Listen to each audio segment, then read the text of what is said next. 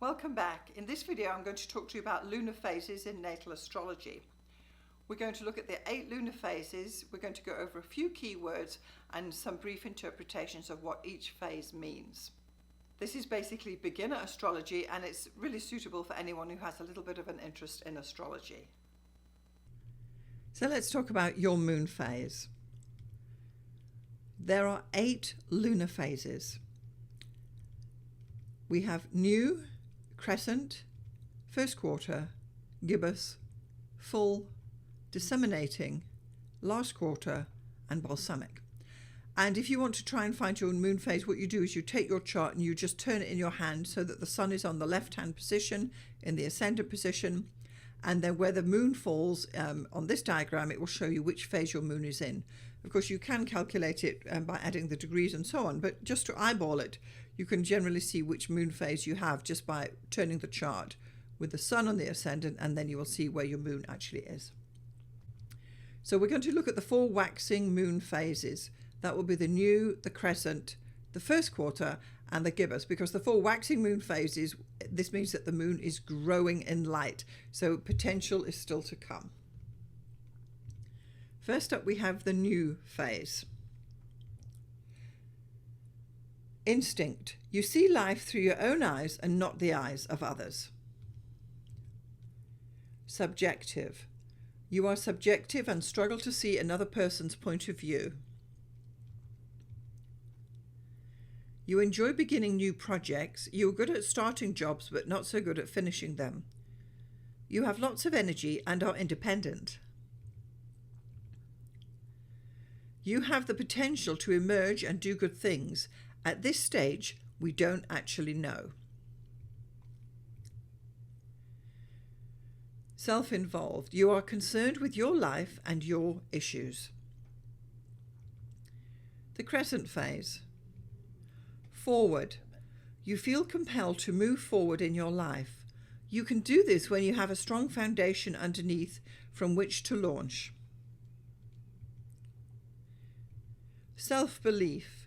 You have an opportunity to grow in your belief in yourself. As your life unfolds and expands, you will become more comfortable with the feelings you have about your future path. Eager confidence. You will probably face the future eagerly. In time, you probably will develop inner confidence. The first quarter phase. Forceful. You perhaps have the forcefulness of youth, and there will likely be much subjective activity throughout your life. You prefer to lay a good base for your future and will take action to make this so.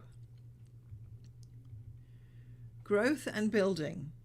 You are likely to construct your own plans to suit yourself. Your life is likely to be filled with lots of personal growth and experiences with which you can build a firmer foundation on for your personal future. Strong-willed. You are usually strong-willed, and some may even say ruthless. Crisis in action. You have controlled energy expenditure. This comes in bursts and much can be done. The Gibbous phase. Contribute. You generally have a desire to contribute something of value to society. You probably understand broad concepts and may have an impulse to clarify and work towards your personal goal or for a cause. Overcome. You are the type of individual who can overcome obstacles. You have a youthful approach to life. Perfection.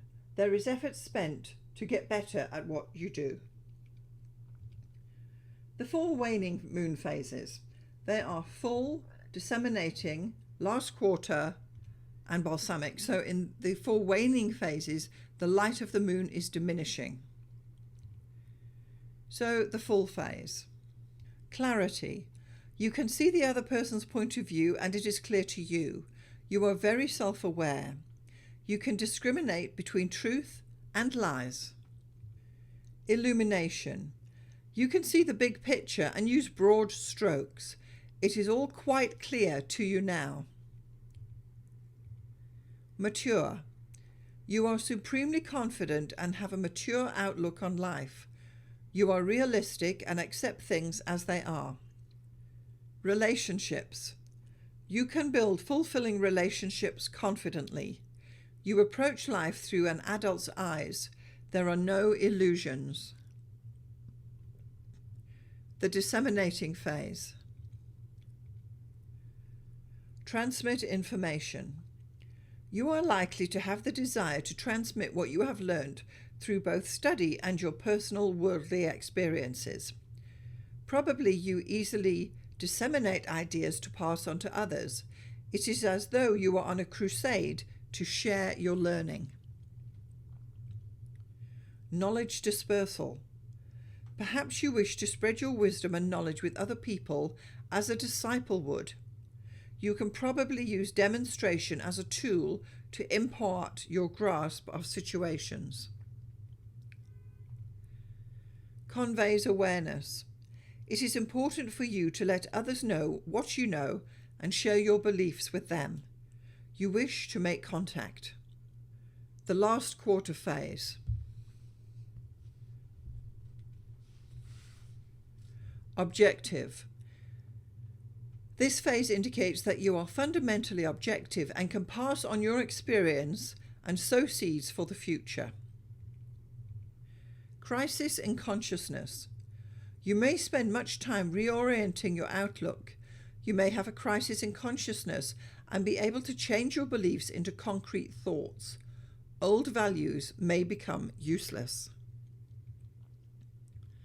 Last quarter phase. Pioneer. You perhaps can be a pioneer in your day, and with time, posterity will appreciate you.